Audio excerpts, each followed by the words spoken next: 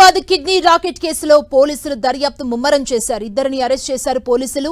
Alaknanda hospital యజమాని doctor Sumanth తో పాటు మరొకరిని అరెస్ట్ చేశారు.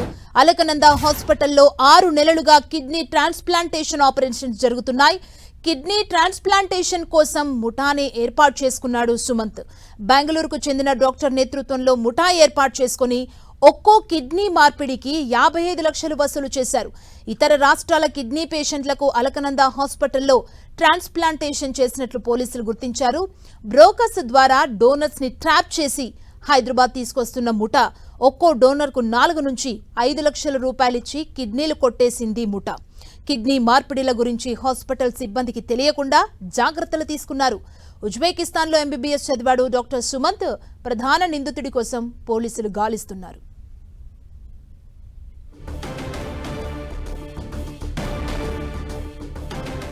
ఇదే అంశానికి సంబంధించి మరింత సమాచారం మా ప్రతినిధి కిరణ్ మనకు అందిస్తారు. కిరణ్, తెలంగాణ ప్రభుత్వం ముఖ్యంగా వైద్య శాఖ చాలా సీరియస్ గా తీసుకుంది.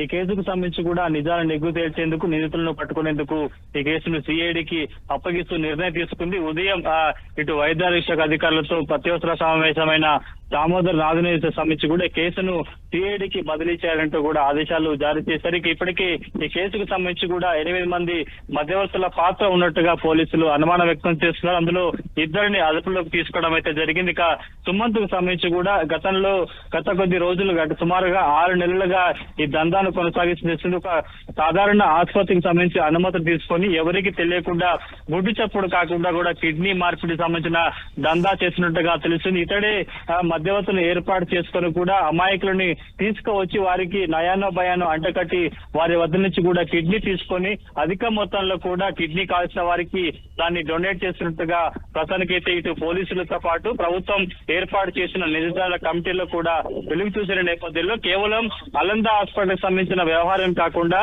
ముఖ్యంగా తెలంగాణతో పాటు హైదరాబాద్ లోని ప్రభుత్వ ప్రైవేట్ కార్పొరేట్ హాస్పిటల్ కి సంబంధించిన కిడ్నీ మార్పిడి సంబంధించిన ఆపరేషన్లు కావచ్చు, దానికి సంబంధించిన పూర్తి వివరాలు తీసుకోవాలంటూ కూడా ఆదేశాలు జారీ చేసింది. ఈ దందా సంబంధించి కూడా పూర్తిగా కేవలం అలంద హాస్పిటల్కి సంబంధించిన వ్యవహారం కాకుండా కూడా ప్రతి హాస్పిటల్లో కిడ్నీ సంబంధించిన ఆపరేషన్స్ కావచ్చు, ట్రాన్స్ప్లాంటేషన్ కావచ్చు, దీనికి సంబంధించి ఏ విధంగా కొనసాగుతుందని కూడా విచారణ వేగవంతం చేయాలి, చాలా లోతైన దర్యాప్తు చేయాలంటూ కూడా ఆ సిఐడి దర్యాప్తు చేస్తున్నట్టుగా చెప్తున్న నేపథ్యంలో దీనికి సంబంధించి కూడా ఇద్దరిని అదుపులోకి తీసుకోవడమే జరిగింది. సుమంత్ని ఇప్పటికే పోలీసులు అనేక కోణాల దర్యాప్తు చేస్తున్నారు. ఇతడికి సహకరించిన వైద్యులు ఎవరైతే ఉన్నాడో అతడు ప్రధాన సూత్రధారిగా భావిస్తున్నాడు. అతడే ఈ అలంద హాస్పిటల్లో కూడా గుట్టు చప్పుడు కాకుండా హాస్పిటల్లో సిబ్బందుల్లో పనిచేస్తున్న వారికి ఎలాంటి సమాచారం లేకుండా కూడా కేవలం చాలా గోప్యంగా దీనికి సంబంధించి పక్కా ప్లాన్ ప్రకారం అమాయకులను తీసుకొచ్చి వారికి నయానో భయాను అప్పజెప్పిన తర్వాత కూడా వారి వద్ద నుంచి కిడ్నీ తీసుకొని ఎవరైతే కిడ్నీ కోసం ఎదురు చూస్తుంటారో వారికి